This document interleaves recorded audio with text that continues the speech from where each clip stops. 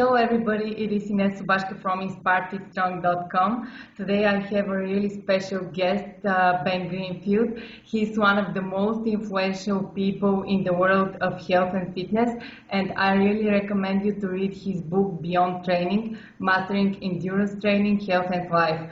Nowadays, health experts are everywhere, but you can always recognize those who really know what they're talking about from those who just pretend they do. And people like Ben are pretty much a wealth of knowledge and an endless source of inspiration. Everything you need to know is on his website, bengreenfieldfitness.com. If he hasn't written about it, he has probably interviewed somebody who has. So hello Ben, and thank you for accepting my invitation for this interview. Well, thank you for having me on. I'm excited to be here. What fascinates me the most about you and your health philosophy is exactly the fact that the foundation of your beliefs is supporting and promoting health while still pursuing ambitious athletic and fitness goals. What we can observe today is fit-looking people on the outside who are pretty much dying on the inside. How do you achieve the perfect marriage between health and performance? The trick is to just know that health is not the same as performance, and that you can be able to do a lot of pull-ups or to, run 20 miles or ride your bike 100 kilometers, but that doesn't mean that you are healthy. And what I mean by that is that you'll find that a lot of fit people have high levels of inflammation, or they have hormone imbalances, or they have gut issues, or stomach issues, or immune system issues, or a host of other problems, because they are primarily paying attention to their performance, but not necessarily looking ahead into the future and taking into consideration things like long-term joint health, things like anti-aging, things like long-term gut health. And so what I really focus on with myself and with the athletes who I work with and in the programs that I write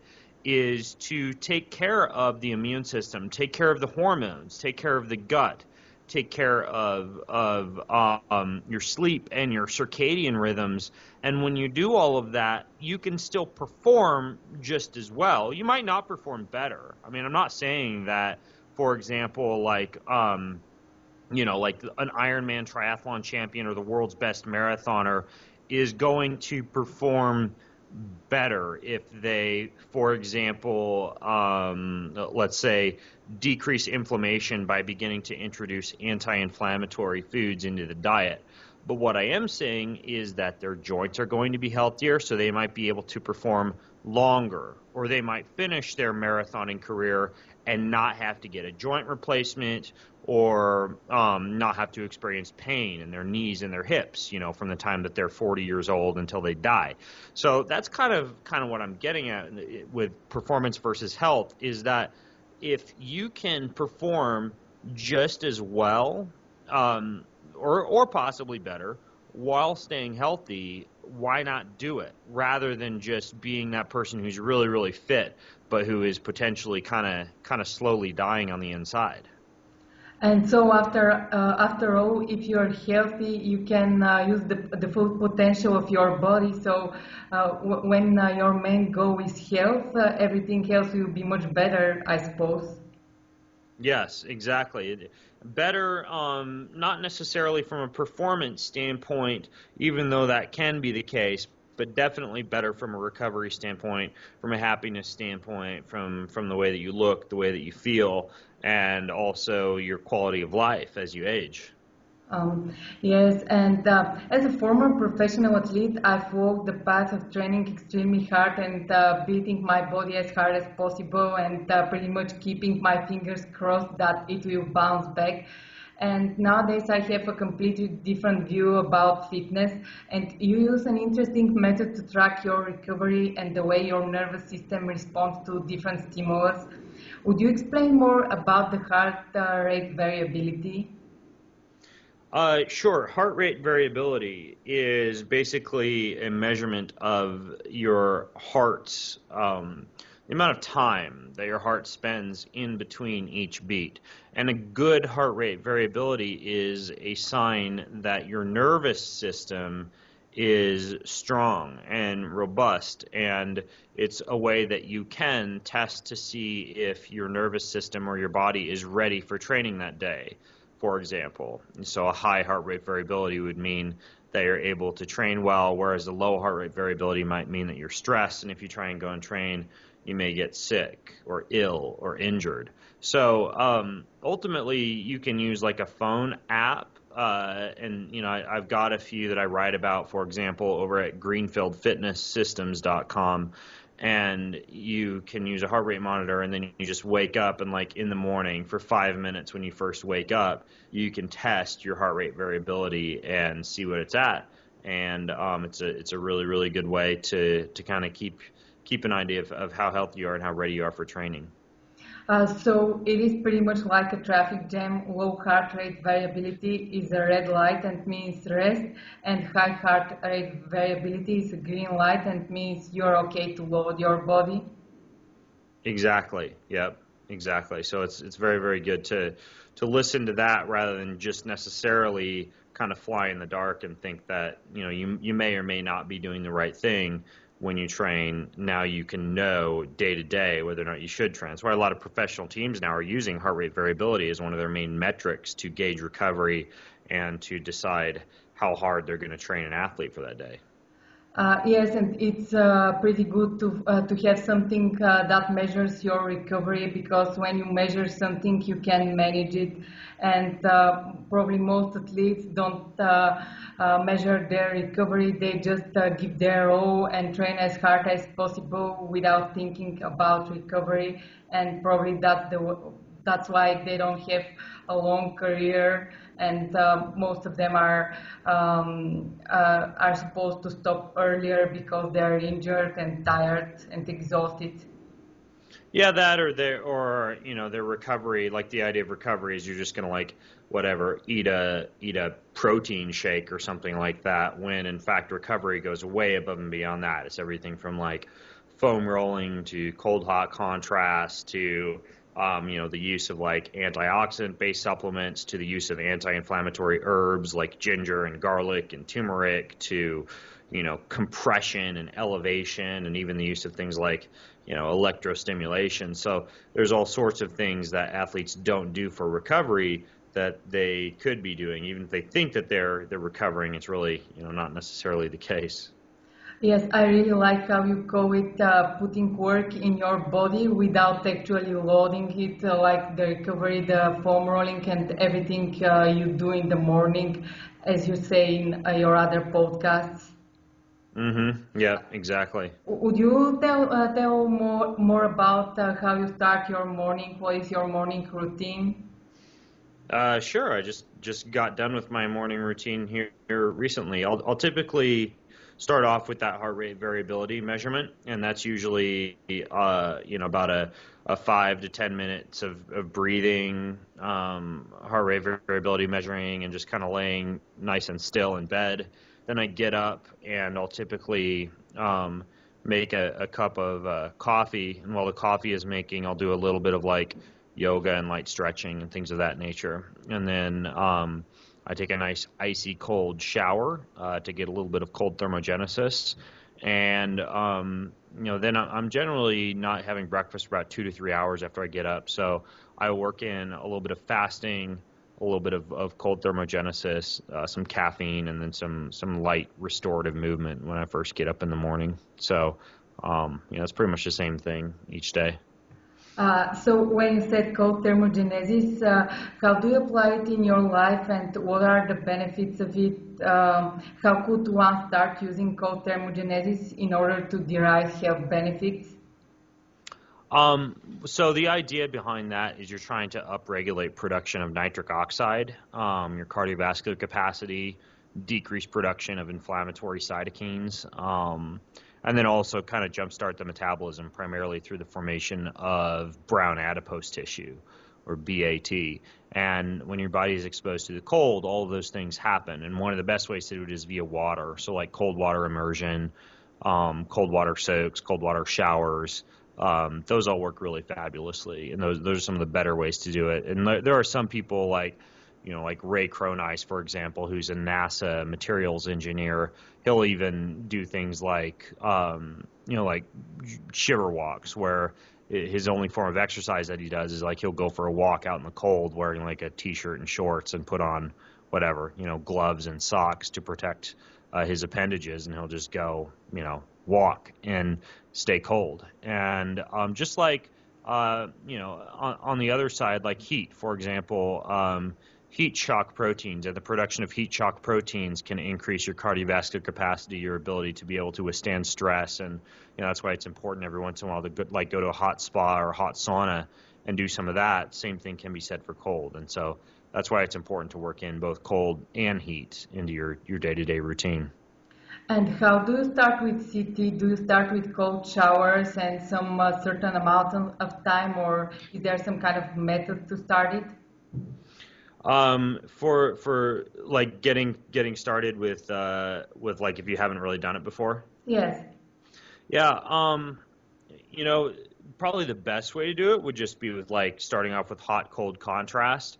So this would be like doing a 5-minute shower where you're going 20 seconds cold, 10 seconds hot, like 10 times through. So it's a total of like a 5-minute shower, for example. And that would be a perfect way to kind of start into cold thermogenesis. Yes, I'm experimenting with the cold showers, and it really makes you feel better. And like even when you're tired or in the morning, you certainly start being more focused and ready to use your body and your mind. Yeah, absolutely. You feel like $1,000,000 once you start into it. Yes, exactly. In one of your podcasts, you mentioned that the best way to get super fit is to super compensate. Would you explain how this works? Yeah, super compensation, we talked about heart rate variability and how generally you don't want your heart rate variability to get super low. But if you're paying close attention to your program, one of the things that you can do is purposefully kind of beat your body up, get yourself to the point where you're trained really, really hard. And then once you get to that point where you're trained really hard, you throw in like a few rest days or an easy recovery week. And this just comes from professional sports where prior to an important athletic event, they'll take an athlete, they'll train them really, really hard, beat them up, get them to the point where they're just like sore, tired, and are barely able to work out. And then they'll just like give them full recovery. And what happens when you get the body close to overtraining like that, it's called overreaching, not overtraining. But when you get the body overreached and then you allow it to recover and compensate, you get super compensation and the body bounces back even harder. That's why a lot of athletes will do really well, for example, doing like 3 really hard weeks followed by an easy week, or 4 really hard months followed by an easy month, or 6 hard days with 1 easy day, that type of thing. So with super compensation, you're just taking advantage of the fact that if you allow the body to recover after being up really hard, it can bounce back even stronger.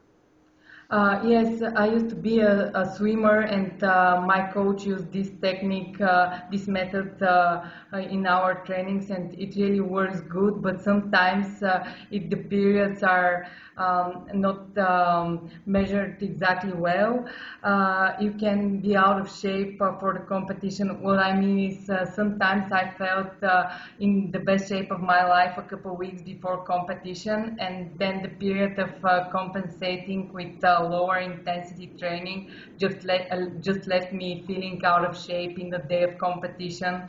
So is there some kind of a rule about this? How do you cycle the periods of training really hard and then slowing down so you can achieve that super compensation? That's the tough part, is that it's going to depend a great deal on the volume and the type of sport. Like for, let's say, Ironman triathlon, right? For that, typically, it's a period of about 3 to 4 weeks of super compensation because it's higher volume, and the amount of training that you've done prior to those 3 to 4 weeks of super compensation or tapering before your actual event need to be longer. Whereas if you're looking at like a 100-meter swimmer or say like a soccer player or somebody like that who's doing like shorter bursts of activity, they may need a shorter period of compensation, but maybe they've got less voluminous training. So that kind of makes sense. Like the higher the volume of training that you do, the longer your period of super compensation. However, unless you have something like, say, heart rate variability to guide you, sometimes it can be very difficult to know exactly, when you have gotten yourself to the point where you need a super compensation phase, meaning you've gotten yourself to a point where you have 3 to 4 continuous days of depressed heart rate variability. And then you don't know that you're super compensated until that heart rate variability is back up in like the 80s or the 90s, or back up to where you know it's supposed to be when you're healthy and robust. And typically once that happens within the next few days, you're kind of ready for that peak event. But sometimes it's a process of trial and error, which is why some of the better athletes on the face of the planet are not the youngest athletes necessarily, because they've needed a few years to get to know their bodies and that super compensation taper phase and how it actually works best for them. So that's why it's nice to have some metric to show you how your body responds to the different types of loading and how you're with your preparation. Exactly. And here I can't resist but ask you about, let's say, your experiment about how fast the human body could do an Ironman without actually training for one. Could you tell me more about this? Yeah, I recently did Ironman Hawaii after taking about a year off of triathlon training, and that was just as part of an experiment to see, if a relatively fit individual without any formal Ironman training per se could go out and do an Ironman. And mostly I just wanted to see whether or not, a heavy amount of weight training with very low amounts of endurance training could actually get someone through something like an Ironman triathlon. And it turns out that, that was the case, that it did work out, and I was able to race, even on a bicycle that wasn't really fit to me. I raced it in about 11 and a half hours, which is much slower than what I'd normally do if I were trained.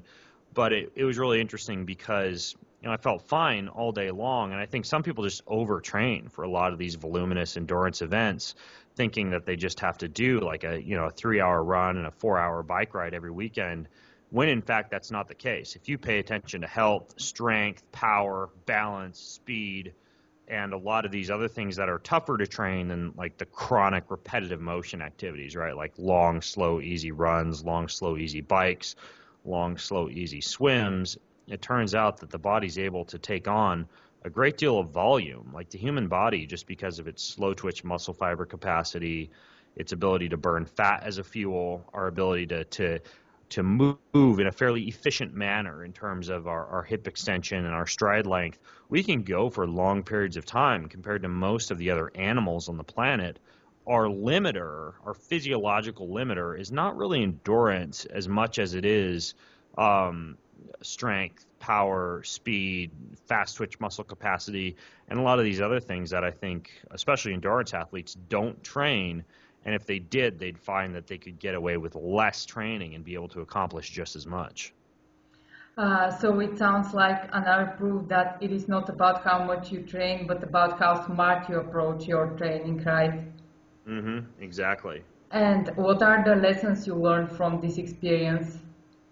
A lot of lessons. Like, I would say a few of the biggest things, in addition to the biggest lesson that I just told you about, would be like, for example, I'm used to using minimalist footwear, right? Like minimalist shoes, barefoot running, that type of stuff. And if you're going to try to achieve an unnatural end, like an Ironman triathlon, sometimes you need to use an unnatural means. Like, I should have used a shoe that was more built up and that wasn't quite so minimalist, because my feet were really, really beat up by the end of the day. Just because I haven't been, running on pavement or concrete like you do in that race. Another important lesson that I learned was that, it's a good idea to train your gut to handle the type of fuel that you plan on using during a long day if you have a long day coming up. Like, since I hadn't really been training for Ironman, I kind of stopped using a lot of these fuels that you drink out of water bottles and, a lot of the energy bars and stuff like that. And it was not quite as comfortable to have to return to taking all those things back on while exercising, and I noticed that I was able to eat less than I was able to eat in other races that I'd done in the past, just because I hadn't trained my gut. And you can actually, a lot of people don't know this, but you can train your gut to be able to absorb more fuel when you're exercising if you do a few training sessions where you're actually eating what you plan on eating during the race in those training sessions. And so I hadn't really trained my gut to be able to absorb as many calories as it probably could have absorbed. And then finally, like, biomechanics are really important. For example, because my bike wasn't fit properly, the bike ride took me a good hour to an hour and a half longer than it should have. And a big part of that is just because I didn't really prepare my body to be ready for that biomechanical position for that long a period of time. It's just like planning ahead and knowing what you're going to be riding is really important as well, or the way that you're going to be moving. So make sure that your biomechanics are ready too. But this story is really motivational and inspirational. Personally, I feel inspired to challenge my body more and see what it can do. So thank you for sharing all of this. It really makes a difference. And while on the topic of endurance training, I want to ask you about your nutrition. I'm sure our listeners will be curious about it. Here in Bulgaria, it is pretty hard to convince an endurance athlete that he can perform at his peak while eating a high-fat, low-carb diet. What would you tell them? Why do you believe that a high-fat diet can benefit even endurance athletes? Well, I write about this a bunch in my book over at beyondtrainingbook.com. But the basic idea is that when we're all born, human breast milk is primarily fatty acids and ketones and medium chain triglycerides. And most babies are born in a state of what's called ketosis, where they're primarily burning fats as a fuel. And it's not until we begin to introduce a ton of carbohydrates that the body shifts more into sugar burning mode. But the problem with that is that the body only has about 1,500 to 2,000 calories or so of storage carbohydrate or stored sugar on the body. And once it's burnt through that, you're pretty much in a spot where you bonk if you haven't trained your body how to burn fatty acids efficiently as a fuel. And if you're consistently eating a diet of like 50 to 60% carbohydrates, then you're not really giving your body a chance to learn how to burn fats efficiently as a fuel.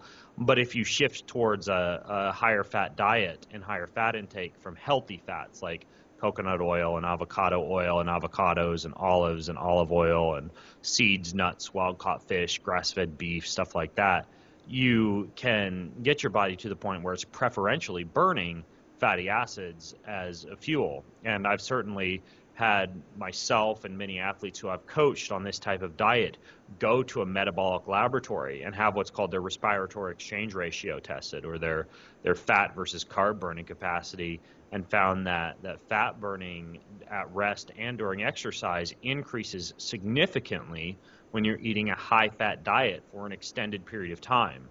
For 6+ months, once you've made that dietary shift, your body gradually begins to be able to preferentially burn fat as a fuel. And once you've done that, you're able to go for really long periods of time without totally exhausting your energy stores. It's also healthier just because you're getting less free radical production from carbohydrate burning. You're getting more stable energy levels because carbohydrates are a fast burning fuel while fat is a slow burning fuel. And you're getting less of the chronic health effects of high levels of blood sugar, which can cause everything from neuropathy to cardiovascular disease to buildup of plaques, to even formation of advanced glycation end products, which happen when a carbohydrate adheres to a fat or a protein, and that can produce some pretty scary things like even neuronal issues such as early onset Alzheimer's when you have a lot of this advanced glycation end product. It also results in glycation of connective tissue, so joint pain, skin wrinkles, things of that nature. A lot of that is simply due to glycation of carbohydrates to proteins. And so there's kind of a little bit of an anti-aging and a beauty effect to shifting to higher fat intake versus higher carb intake too. And as you said, it takes about 6 months to be fully adapted, and probably most people don't give that much time for adaptation, and that's why they can feel the benefits of a high-fat, low-carb diet. Exactly. Yeah. And it's six months minimum. Yes, and what most endurance athletes do is fuel their body on carbs before a race. And what you did before the Ironman you just talked about was drink a bulletproof coffee. Would you tell me more about this and how did you feel? Yeah, like the bulletproof coffee, that's just caffeine mixed with medium chain triglyceride oil, which is very similar to coconut oil, some butter, some coconut milk, a little bit of stevia for sweetening, and then I even put some almond butter in there and just blended it all up. So it's a bunch of fats mixed with coffee and no carbohydrates at all.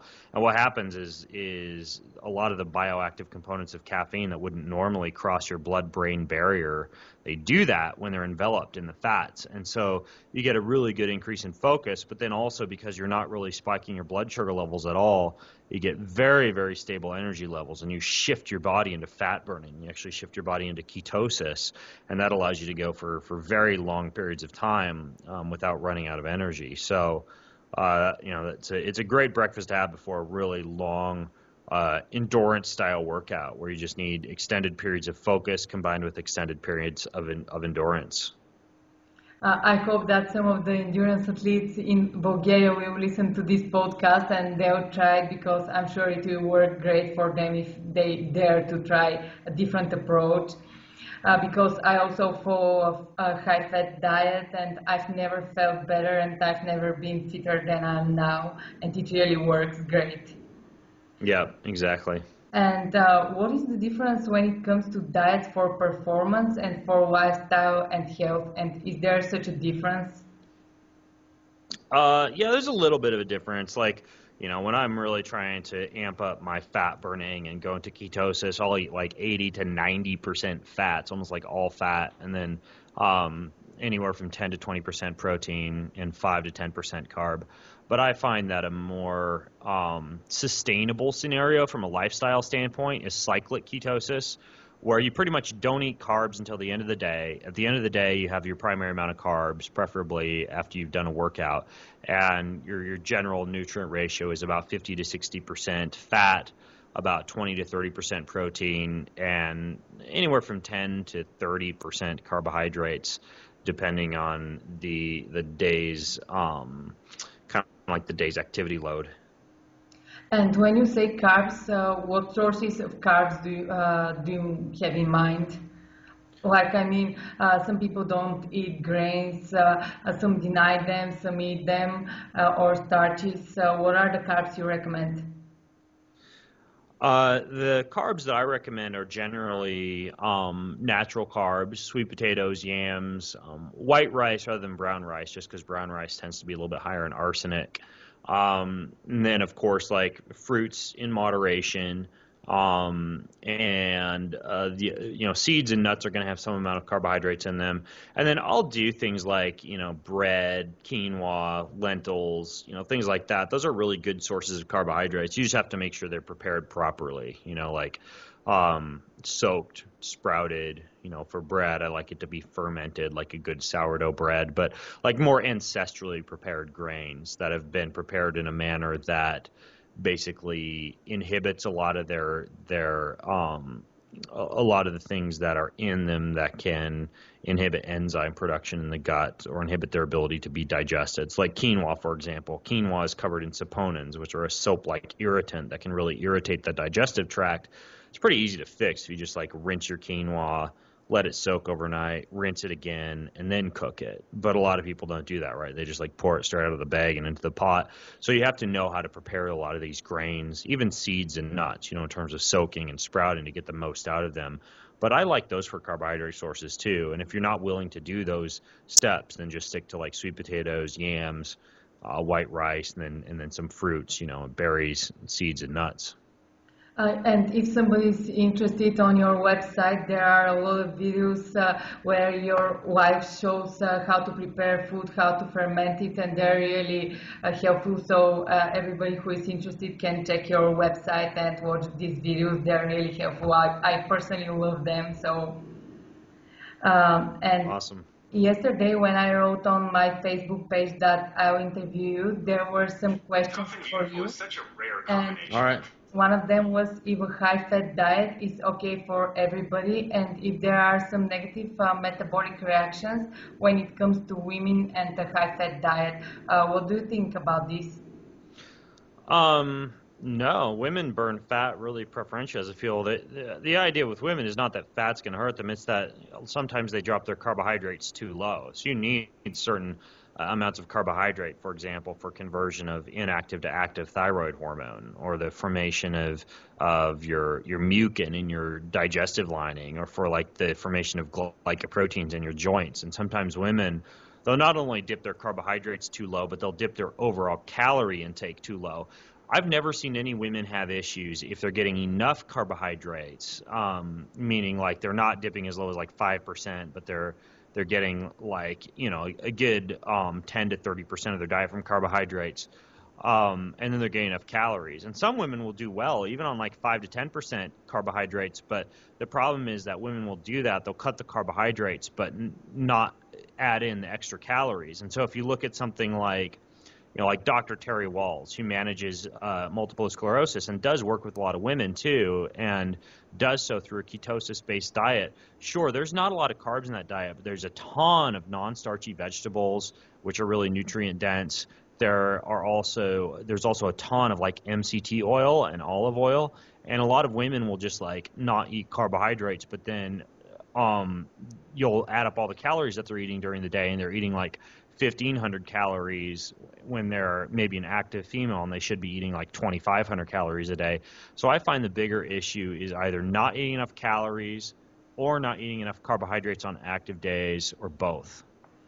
Yes, what we can observe is that most women, they decrease the carbs, but they don't eat more fat, and they pretty much eat just plain protein, and as you said, it's not enough calories to keep their body working. Yep, exactly. Yeah. Uh, So I've got time for a couple more questions if you'd like, and then I'll have to rumble pretty soon. But yeah, let's do a couple more if you want to. Okay, you have twins and they're really involved in your lifestyle. I really like the way you teach them and the way you help them become leaders, not followers. If I've understood it right, they also eat a high-fat diet. What is your advice to parents who are worried to feed their kids like this because of all the myths and about kids and healthy nutrition?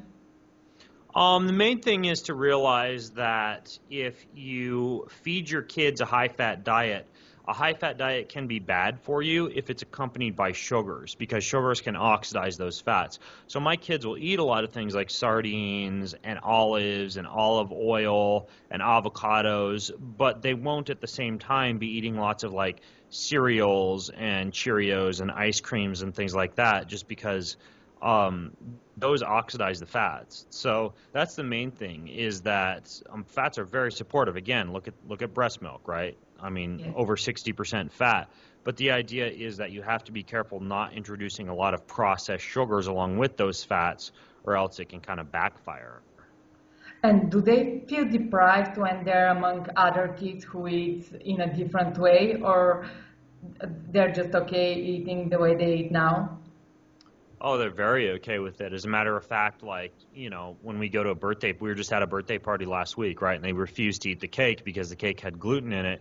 And they don't want to eat gluten because they know that it will make them stupid and hurt their guts. And so instead, they skipped it. And later on, I took them out for like a dark chocolate bowl at a local, like, healthy juice bar. And they loved it. And and they don't even think twice about it. They're just like, cake comes across, all the other kids are eating cake, and they're like, no, thanks, I'm not going to have cake. And they'll just sit there and play as the other kids are eating cake. So I guess that it's pretty much about the personal example, and because the way you live is what they see, they just think that this is the proper way to live, and they don't feel deprived. Yep, exactly. And I have one more question for you. Electromagnetic fields, nowadays we are dependent on electrical devices, but people like you show that there is a way to decrease their negative impact. What are the top tricks to biohack your home, and how to stop electromagnetic damage to your body? Sure, I'll give you three of my top tips. The first is, if you use a Wi-Fi router, either unplug it at night when you're sleeping, or hardwire your computer into it and turn the signal off. Wi-Fi routers are really damaging. Another one would be cell phones. Make sure you, rather than using a Bluetooth headset or holding the cell phone up to your ear, use what's called an air tube headset, in which sound travels through tubes up into your ear. It's like a wired headset through tubes, called an air tube headset. And then the last one would be like ground, right? Like right now I'm standing in my bare feet while I'm talking to you. And grounding or earthing, like you could Google grounding or earthing and find like grounding mats, earthing mats, the encouragement to get outside and get barefoot on the ground. But getting in touch with the earth helps to reset your electrochemical gradient when you've been exposed to a lot of these pieces of modern technology that tend to affect your electrochemical gradient. So that's really important too. Yeah, so spending more time in nature is good for us, right? Yes, in more ways than one, absolutely.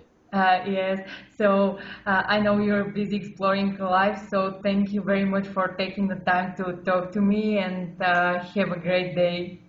Awesome. Thanks for having me on, Ines. Bye. Bye.